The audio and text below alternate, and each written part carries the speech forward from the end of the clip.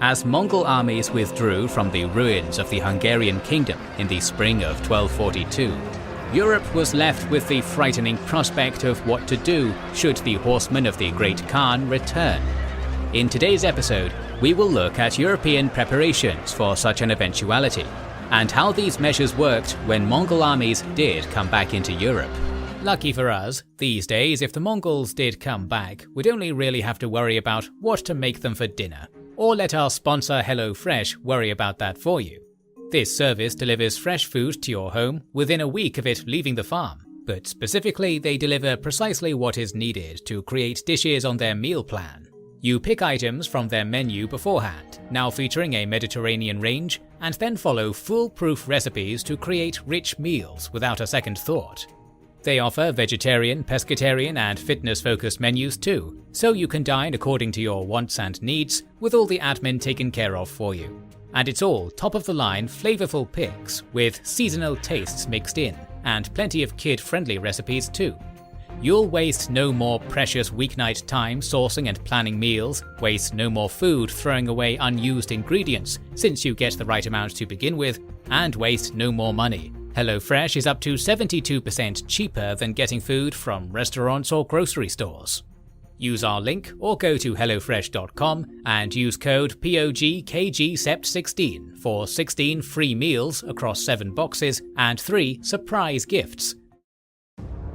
When the armies of Batu and Subutai withdrew in 1242, Europe was in a state of panic.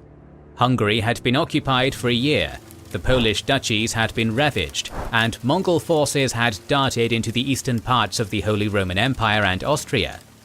Early in 1242, Mongol armies had also cut through the Balkans, with one force perhaps even approaching Constantinople, then under the rule of the Latin Empire. During Batu's leisurely withdrawal from Hungary, he thoroughly sacked anything which survived the first Passover. Then he sent more troops into Helicina-Volhynia when passing through there. Ultimately, he did not return to Mongolia, but settled on the Volga steppes. The Mongols did not disappear into the distant mists, but seemed all too close and ready to strike again. The situation in Europe was tense.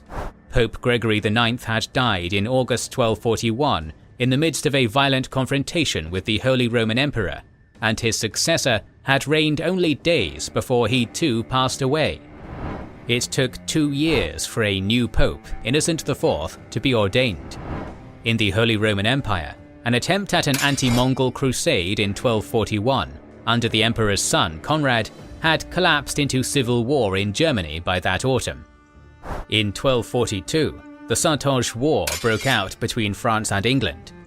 Despite optimistic suggestions by the Holy Roman Emperor Frederick II, there would be no united front among the European monarchs in the immediate aftermath of the Mongol invasion. For those on the front line of a possible Mongol return, such as Bela IV, King of Hungary, this was unwelcome news. The powers of Europe had, by and large, offered no real support during the midst of the Mongol onslaught, and it was clear no assistance would be forthcoming for further preparation. When King Bela returned to his kingdom in the fall of 1242, he quickly got to work. He had no pretensions that the Mongols would not come back to finish the job, and threatening letters demanding his submission were a regular feature of the rest of his reign.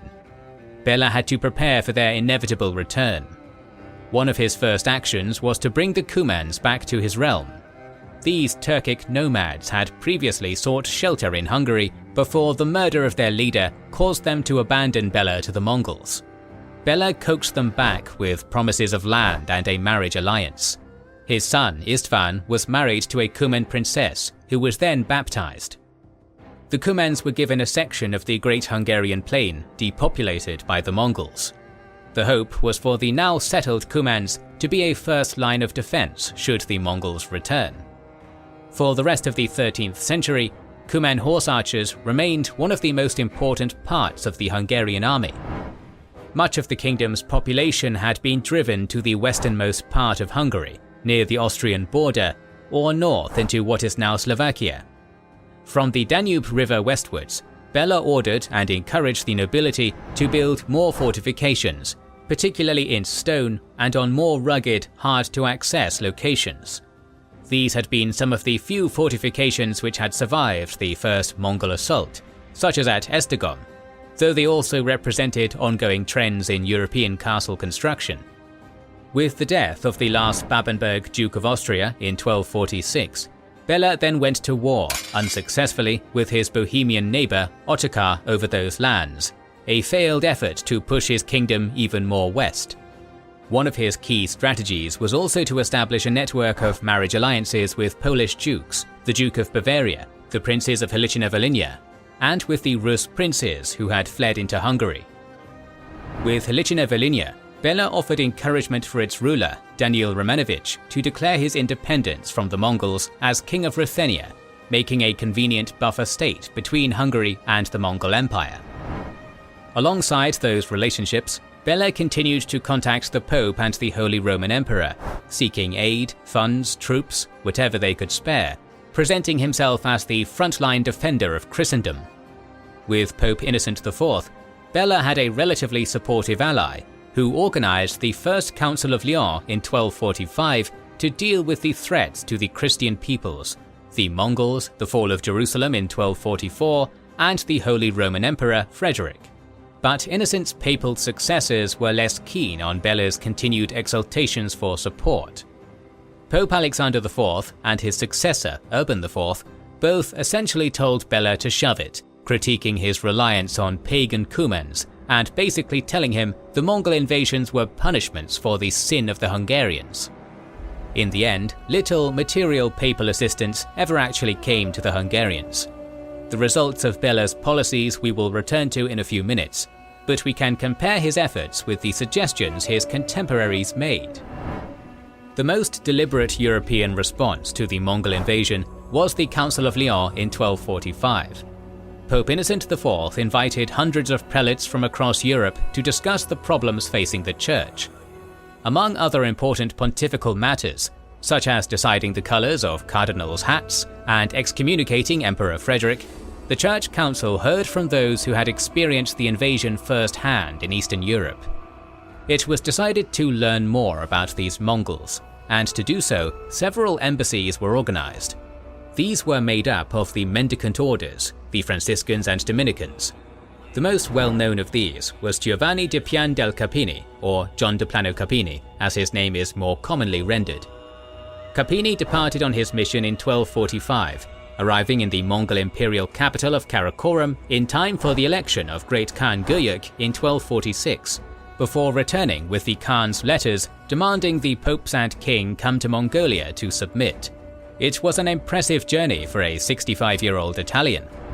During his travels, Carpini took extensive notes, observations, and conducted interviews with as many people as possible, especially from European captives taken during the Mongol invasion, who provided Carpini first-hand details of Mongol battle strategy.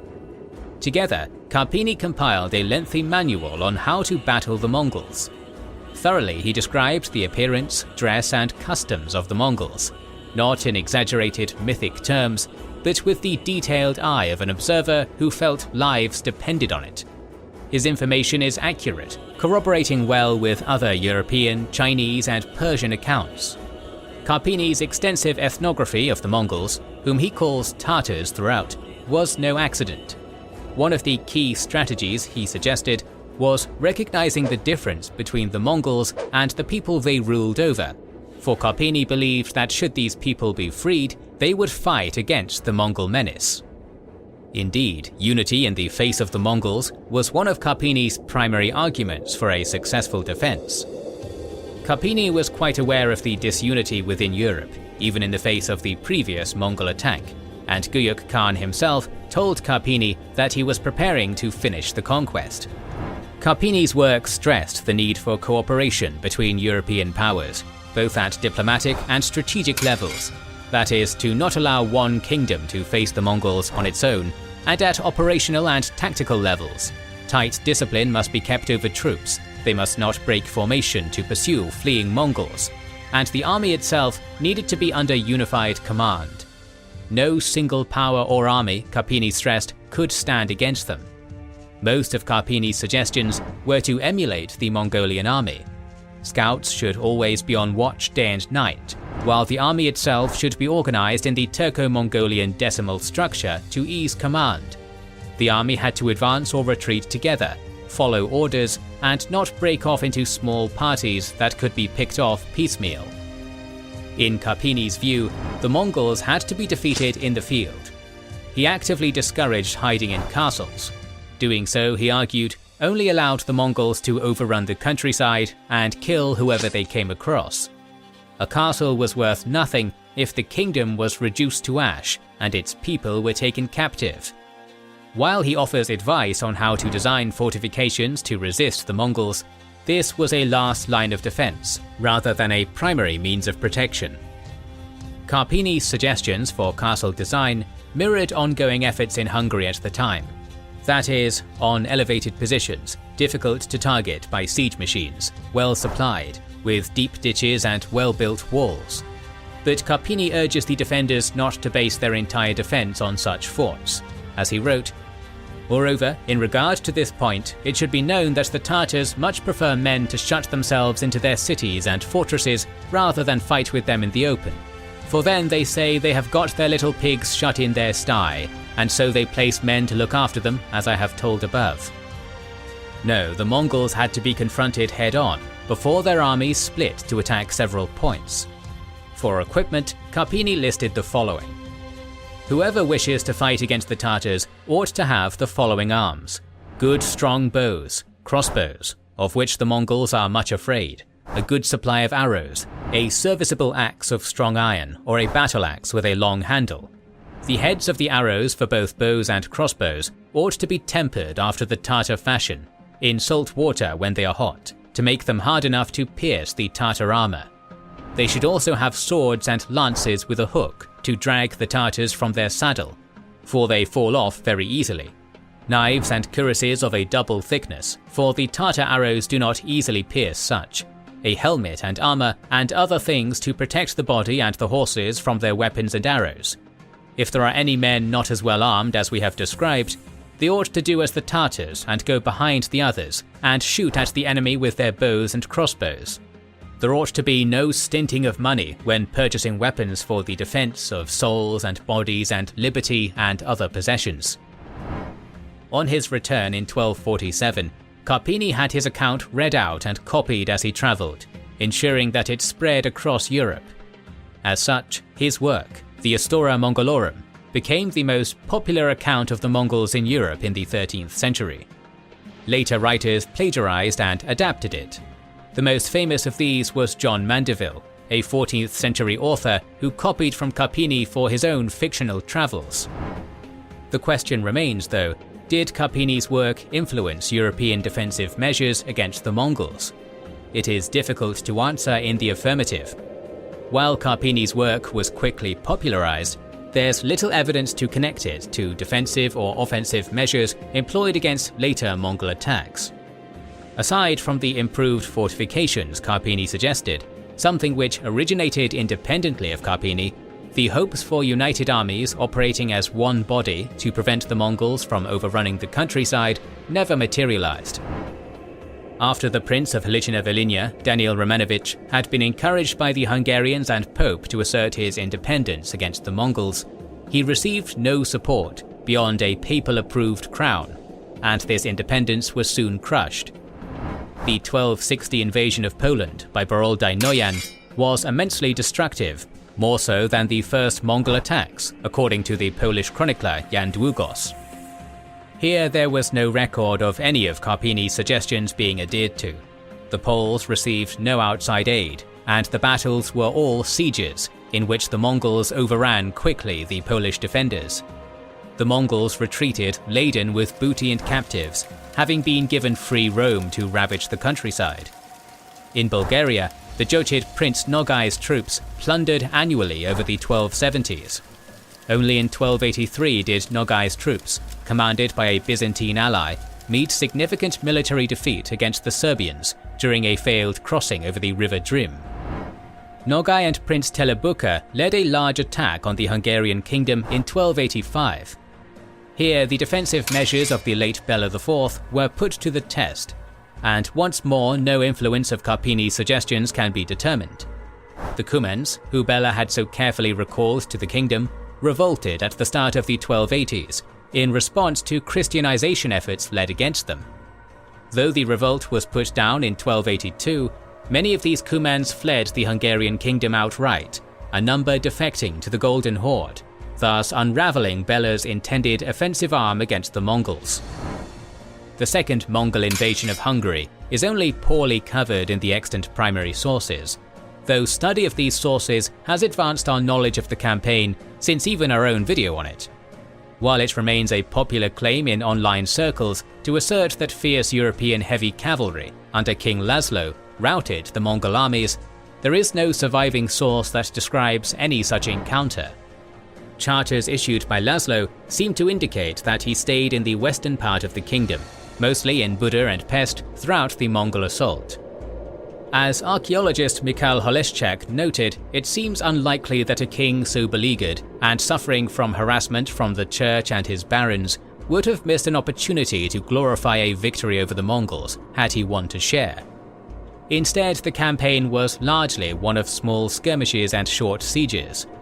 The Mongols seemed unwilling to besiege major sites and ravaged the countryside instead, and when they began to withdraw in the spring of 1285, the sources described them as carrying a considerable amount of slaves and booty.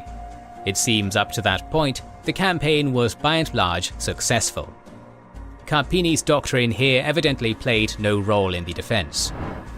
Only the botched withdrawal through the Carpathians stopped the campaign from being a success, where lightly armoured Vlachs, Saxons and Seki harassed the Mongol armies and freed a number of prisoners. As reported in sources from Poland, the Rus principalities to Egypt, Telebuka's army was lost to severe weather, epidemic and starvation, turning the mission into a disaster. It seems that Carpini's suggestions were not heeded in Hungary. When Nogai and Telebuka, now Khan of the Golden Horde, attacked Poland in 1287, the campaign was much less successful. Major cities repulsed the Mongol attacks, and the Mongols had to be content with pillaging the countryside and undefended areas. But Carpini would have found some solace in the fact that some Hungarian lords travelled in Poland to provide assistance against the Mongols. This was the closest to a united military front ever offered. The 1280s marked the last of the major Mongol attacks on Europe. Raids launched by the Golden Horde continued well into the 14th century, but these were on a considerably smaller scale.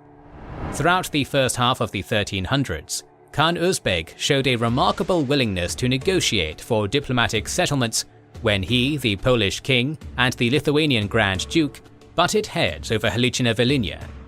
While Uzbeg wasn't afraid to threaten a Mongol invasion, his desires to conquer the Ilkhanate stopped him from ever committing any real strength to the far west.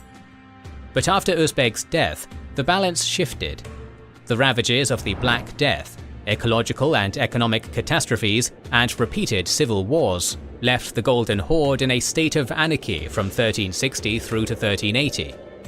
After being stabilized by Toktamish Khan, the Horde was once again plunged into turmoil with the invasion of the great Emir Tamerlane.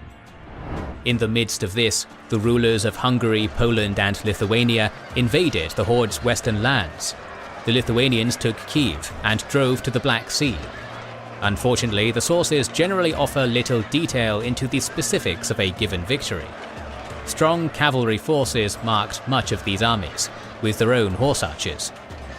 They were the types of forces which, ironically, often fared the best against the Mongols, as was the case with the Mamluk Sultanate of Egypt and the Delhi Sultanate. Thus, Carpini's suggestions had little influence on the actual successes European armies did have, but in regard he was quite correct. When the Mongol armies were no longer providing a disciplined, united front, they fell victim to the armies that could. More videos on the history of the Mongols are on the way, so make sure you are subscribed and have pressed the bell button to see them. Please consider liking, commenting and sharing, it helps immensely.